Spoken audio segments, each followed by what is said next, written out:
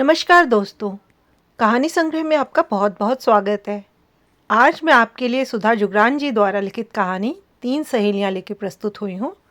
आखिर ऐसी क्या परिस्थिति आई कि शादी को बोझ और जिम्मेवारी समझने वाली ऊंचे ऊंचे पदों पर कार्यरत तीनों सहेलियों का विवाह के प्रति नजरिया ही बदल गया। आइए सुनते हैं ये बेहद ही भावपूर्ण कहानी, तीन सहेलियां। पिछले एक हफ्ते से बहुत थक गई हूँ, संजना ने कॉफी का ऑर्डर देते हुए रोली से कहा। इतना काम, कभी कभी दिल करता है कि नौकरी छोड़कर घर बैठ जाऊं। हाँ यार, मेरे घर वाले भी शादी करने के लिए जोर डाल रहे हैं, रोली बोली। लेकिन नौकरी की व्यस्तता से कुछ सोच नहीं पा रही हूँ। नैना का ठीक है, शादी का झंझट ही नहीं पाला। साथ रहो, साथ रहने का मज़ा लो और शादी के बाद के झंझट से मुक्त रहो। मुझे तो लिव इन रिलेशनशिप शादी से अधिक भाया है, नैना ने कहा। शादी करो, बच्चे पैदा करो, बच्चे पालो और नौकरी को हाशिए पर रख दो। अरे इतनी मेहनत करके इंजीनियरिंग की है, क्या सिर्फ घर चलाने और बच्चे पालने के लिए? कैसा चल रहा है तेरा पवन के साथ? रोली ने पूछा। बहुत बढ़िया, ज़रूरत पर एक दूसरे का साथ भी है, लेकिन बंधन कोई नहीं। मैं तो कहती हूँ तू भी एक अच्छा सा पार्टनर ढूंढ ले, नैना बोली। कौन कहता है कि शादी बंधन है? संजना कॉफ़ी के कप में चम्मच चलाती हुई बोली। बस कामयाब औरत को समय के अनुसार सही साथी तलाश करने की ज़रूरत है। हाँ, जैसे तूने तलाश किया, नैना खिलखिलाते हुए बोली। आईआईटी इंजीनियरिंग और आईआईएम लखनऊ से एमबीए होकर एक लेक्चरर से शादी कर ली। इतनी कामयाब बीवी को वह कितने दिन पचा पाएगा? जवाब में संजना मुस्कुराने लगी। क्यों नहीं पचा पाएगा? जब एक पत्नी अपने से कामयाब पति को पचा सकती है, तो एक पति अपने से अधिक कामयाब पत्नी को क्यों नहीं पचा सकता है? आज के समय की यही ज़रूरत है, कहकर कॉफ़ी का प्याला मेज पर रखकर संजना उठ खड़ी हुई। साथ ही रोली और नैना भी खिलखिलाते हुए उठी और अपनी अपनी राह चल पड़ी। तीनों सहेलियां बहुराष्ट्रीय कंपनियों में बड़े बड़े ओहदों पर थीं। फुर्सत के समय तीनों एक दूसरे से मिलती रहती थीं। तीनों सहेलियों की उम्र 32 पार कर चुकी थी। रोली अभी तक अविवाहित थी। नैना एक युवक पवन के साथ लिव इन रिलेशन व्यतीत कर रही थी और संजना ने एक लेक्चरर से 3 साल पहले विवाह किया था। उनका साल भर का एक बेटा भी था। वैसे तो तीनों सहेलियां अपनी अपनी वर्तमान स्थितियों से संतुष्ट थीं, लेकिन सब कुछ है, पर कुछ कमी सी है कि तर्ज पर हरेक को कुछ न कुछ खटकता रहता था। रोली जब घर पहुंची तो 9 बज रहे थे। माँ खाने की मेज़ पर बैठी उसका इंतज़ार कर रही थी। उसे आया देखकर माँ बोली, बेटी आज बहुत देर कर दी, आजा जल्दी से खाना खा ले। 9 बजना बड़े शहरों में कोई बहुत अधिक समय नहीं था, पर किसी ने भी उसका खाने के लिए इंतज़ार करना ठीक नहीं समझा। भाई अगर देर से आए तो उनके लिए सारा परिवार ठहरता है। आखिर वह अपनी सारी तनख्वाह इसी घर में तो खर्च करती है। माँ की तरफ बिना देखे रोली अंदर चली गई। बाथरूम से फ्रेश होकर निकली तो माँ प्लेट में खाना डाल रही थी। उसने किसी तरह थोड़ा खाना खाया। इस दौरान माँ की बातों का वह हाँ ना में जवाब देती रही और फिर अपने कमरे में बत्ती बुझाकर लेट गई। दिन भर के काम से शरीर क्लांत था, लेकिन हृदय के अंदर समुद्री तूफान था। लंबे चौड़े पलंग ने जैसे उसका अस्तित्व शून्य बना दिया था। रिश्ते तो कई आते हैं, पर तय हो ही नहीं पाते, क्योंकि या तो उसे अपनी वर्तमान नौकरी छोड़नी पड़ती या फिर लड़के का रुतबा उसके बराबर का नहीं होता, और दोनों ही स्थितियां रोली को स्वीकार नहीं थी। इसी कारण शादी टलती जा रही थी। वह हमेशा अनिर्णय की स्थिति में रहती थी। उसके संस्कार उसे नयना जैसे जीवन जीने की प्रेरणा नहीं देते थे, और उसका रुतबा व स्वाभिमान उसे अपने से कम योग्य लड़के से शादी करने से रोकते थे। नैना अपने फ्लैट पर पहुंची तो फ्लैट में अंधेरा था। पर्स से चाबी निकालकर दरवाज़ा खोला और अंदर आ गई। पवन कहाँ होगा, यह सोचकर उसने पवन के मोबाइल पर फ़ोन लगाया और बोली, पवन कहाँ हो तुम? नैना, मैं आज कुछ दोस्तों के साथ एक फार्म हाउस में हूँ। सॉरी डार्लिंग, मैं आज रात वापस नहीं आ पाऊँगा। कल रविवार है, कल मिलते हैं, कहकर उसने फ़ोन रख दिया।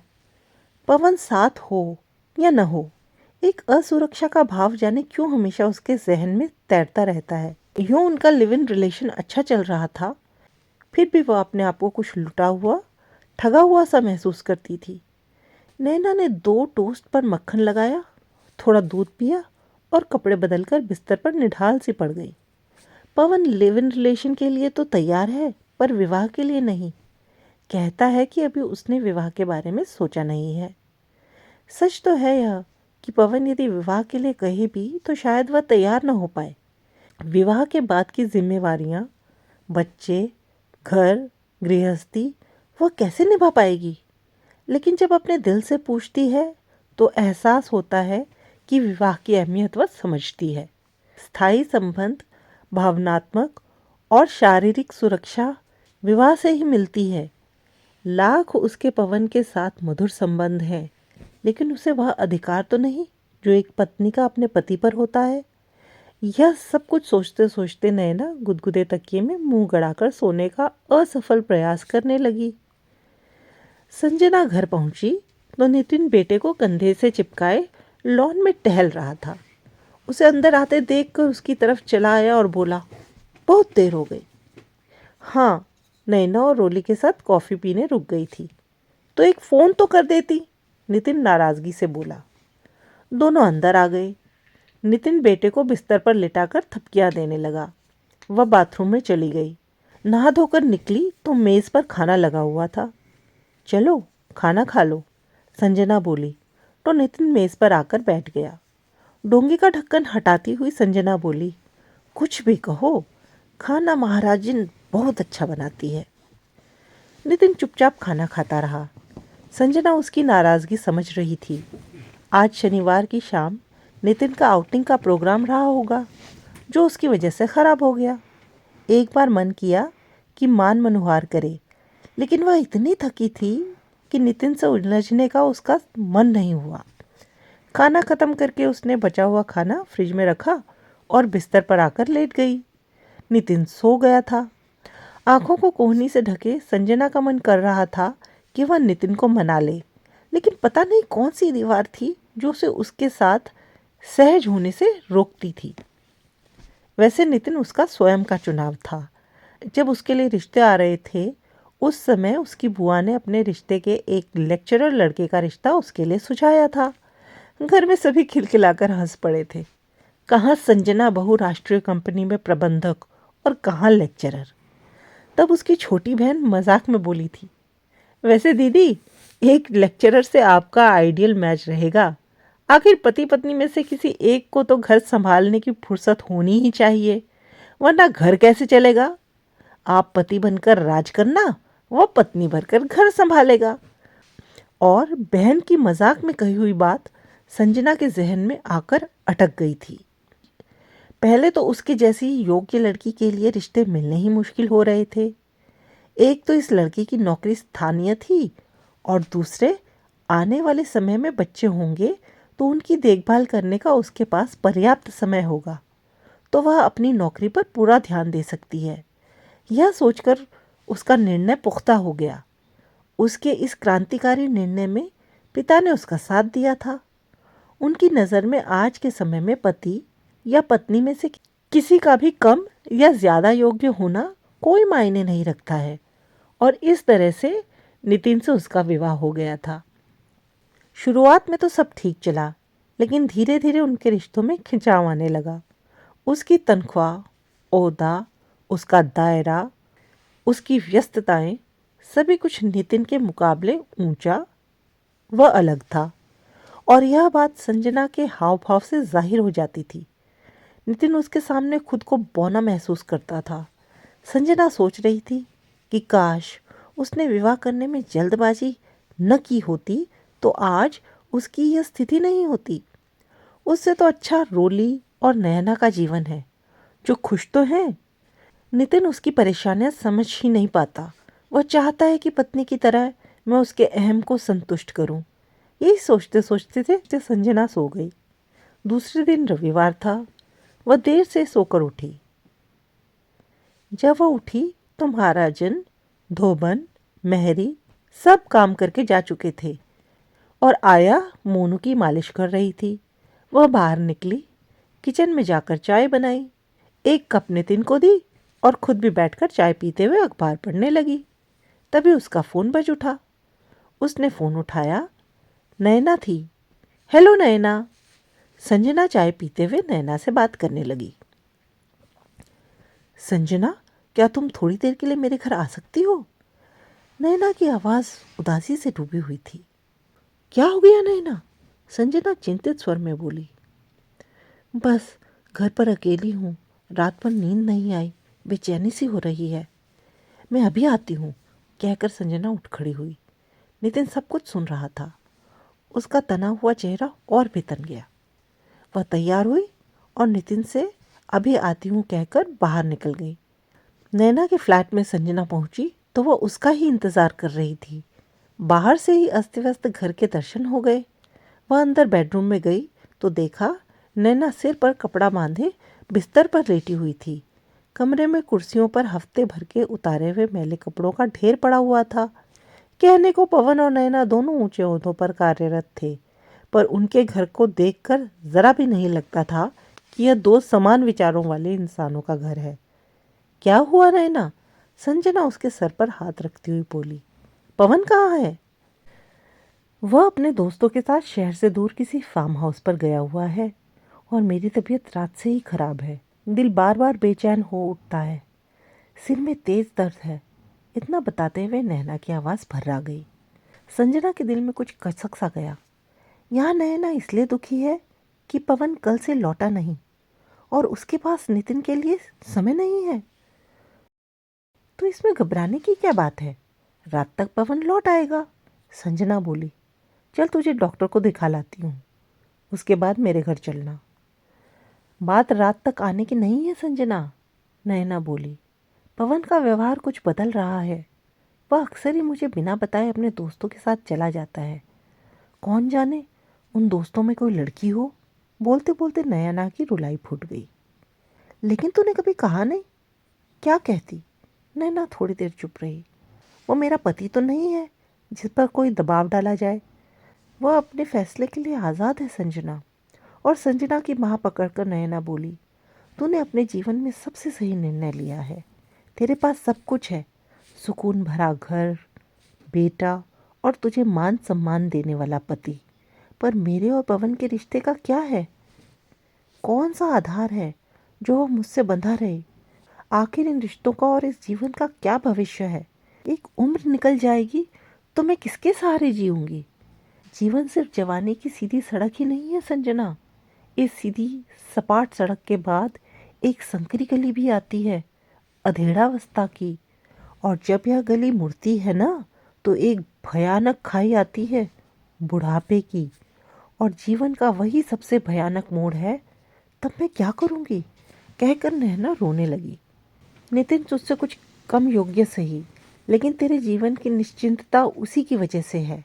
उसे खोने का तुझे डर नहीं, घर की तुझे चिंता नहीं, बेटे के लालन पालन में तुझे कोई परेशानी नहीं। रोते रोते नैना बोली। मेरे पास क्या है? पवन का मन होगा तब तक वह मेरे साथ रहेगा, फिर उसके बाद। संजना हतप्रभ सी नैना को देखती रह गई। उसकी आंखों में, उसके चेहरे पर असुरक्षा के भाव थे, भविष्य की चिंता थी। लेकिन क्यों? नैना खुद इतने ऊंचे पद पर कार्यरत थी। इस आज़ाद ख्याल जीवन की हिमायती नैना के मन में पवन को खो जाने का डर है, जीवन में अकेले रह जाने का डर है। पवन के बाद दूसरा साथी बनाएगी, फिर तीसरा, फिर चौथा, और उसके बाद जैसे एक विराट प्रश्न चिन्ह संजना के सामने आकर टंग गया था। वह तो अपनी नौकरी के अलावा किसी के बारे में सोचती ही नहीं। बस नितिन का अपने से कम योग्य होना ही उसे खलता रहता है और इस बात से वह दुखी होती रहती है। पवन कहीं नहीं जाएगा नैना, आ जाएगा रात तक। तुम्हारा भ्रम है यह, वह नैना को दिलासा देती हुई बोली और दिन भर के लिए उसके पास रुक गई।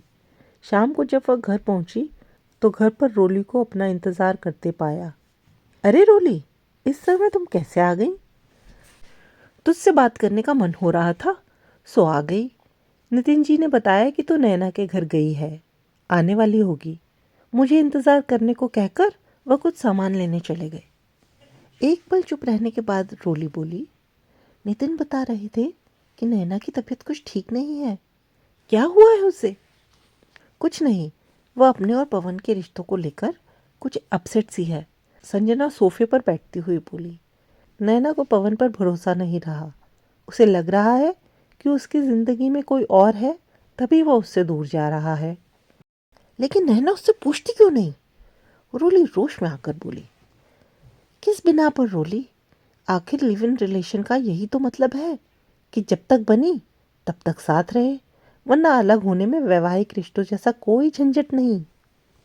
और तू सुना, कैसी है? थोड़ी देर बाद संजना बोली। बस ऐसे ही, कल से बहुत परेशान सी थी। घर में रिश्ते की बात चल रही है, एक अच्छा रिश्ता आया है, सब बातें तो ठीक है, पर लड़का मुंबई में कार्यरत है, मुझे नौकरी छोड़नी पड़ेगी। इसी बात पर घर में हंगामा मचा हुआ था। पापा चाहते थे कि मुझे चाहे नौकरी छोड़नी पड़े, पर मैं उस रिश्ते के लिए हाँ कर दूं। इसी विवाद से परेशान होकर मैं थोड़ी देर के लिए तेरे पास आ गई। तो क्या सोचा है तूने? संजना बोली। सोचा तो था कि मना कर दूंगी, रोली खिसक कर संजना के पास बैठती हुई बोली। लेकिन नैना के बारे में जानने के बाद अब सोचती हूँ कि हाँ कर दूं। आज की पीढ़ी अपनी महत्वाकांक्षाओं के जाल में उलझी हुई विवाह और विवाह के बाद की जिम्मेदारियों से दूर भाग रही है। लेकिन जैसे जैसे उम्र आगे बढ़ती है, पीछे मुड़कर देखने का मन करता है। अगर 10 साल बाद कोई समझौता करना है तो आज क्यों नहीं? पल भर के लिए दोनों सहेलियां चुप हो गई। तूने सही और समय से निर्णय लिया संजना। सभी को कुछ न कुछ समझौता तो करना ही पड़ता है। मुझे अपनी नौकरी छोड़नी पड़ रही है और नैना को भविष्य की सुरक्षा। लेकिन तेरे पास सब कुछ है। नितिन तुझसे कुछ कम योग्य सही, लेकिन अयोग्य तो नहीं है। पहले लड़कियां इतनी योग्य भी नहीं होती थीं कि उन्हें अपने से अधिक योग्य लड़के मिल जाते थे। लेकिन अब ज़माना बदल रहा है। लड़कियां इतनी तरक्की कर रही हैं कि यदि अपने से अधिक योग्य लड़के के इंतज़ार में बैठी रहेंगी तो या तो नौकरी ही कर पाएंगी या शादी ही। ऐसे लड़के का चुनाव करना जिसके साथ घरेलू जीवन चल सके, बच्चों की परवरिश हो सके, बड़े बुजुर्गों की देखभाल हो सके, अपने से लड़का कुछ कम योग्य भी हो, तो इसमें कुछ भी गलत नहीं है। समय के साथ यह बदलाव आना ही चाहिए। आखिर पहले पत्नी घर देखती थी, आज ऊंचे ओहदों पर कार्य कर रही है, तो पति के पास घर की देखभाल करने का समय तो हो। इसमें कुछ गलत क्या? यह कहकर रोली उठ खड़ी हुई। संजना जब रोली को बाहर तक छोड़कर अंदर आई तो ध्यान आया कि नितिन को बाजार गए हुए काफी देर हो गई है और अभी तक वह आई नहीं। आज नितिन के लिए संजना के मन में अंदर से चिंता हो रही थी। तभी कॉल बेल बज उठी। सामान से लदा फदा नितिन दरवाजे पर खड़ा था। अरे, आप इतना सारा सामान ले आए? संजना सामान के कुछ पैकेट उसके हाथ से पकड़ते हुए बोली। बहुत देर हो गई, मैं इंतजार कर रही थी। संजना के स्वर की कोमलता से नितिन चौंक गया।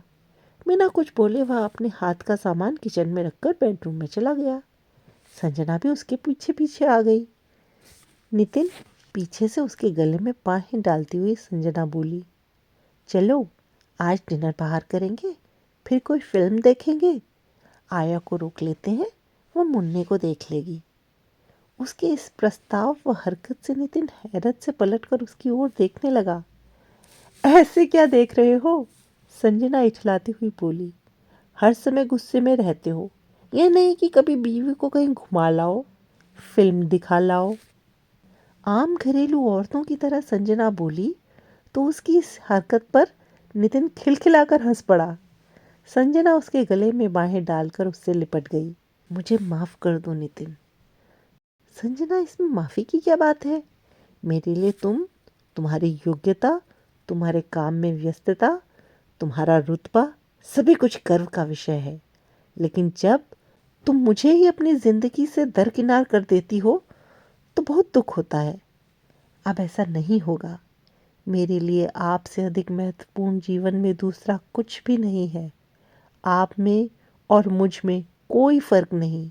हमारा कुछ भी, चाहे वो नौकरी हो या समाज, जिंदगी भर नहीं रहेगा। लेकिन हम दोनों मरते दम तक साथ रहेंगे। मान अभिमान की सारी दीवारें तोड़कर संजना नितिन से लिपट गई। नितिन ने भी एक पति के आत्मविश्वास से संजना को अपनी बाहों में समेट लिया। कहानी सुनने के लिए बहुत बहुत धन्यवाद। दोस्तों, यदि आपको मेरे द्वारा सुनाई गई कहानियाँ पसंद आती हों तो मेरे चैनल कहानी संग्रह को सब्सक्राइब कीजिए, मुझे प्रोत्साहित कीजिए और मेरे इस वीडियो को लाइक कीजिए। जल्द ही लौटूंगी एक और अच्छी सी कहानी के साथ। तब तक अपना ध्यान रखिए। धन्यवाद।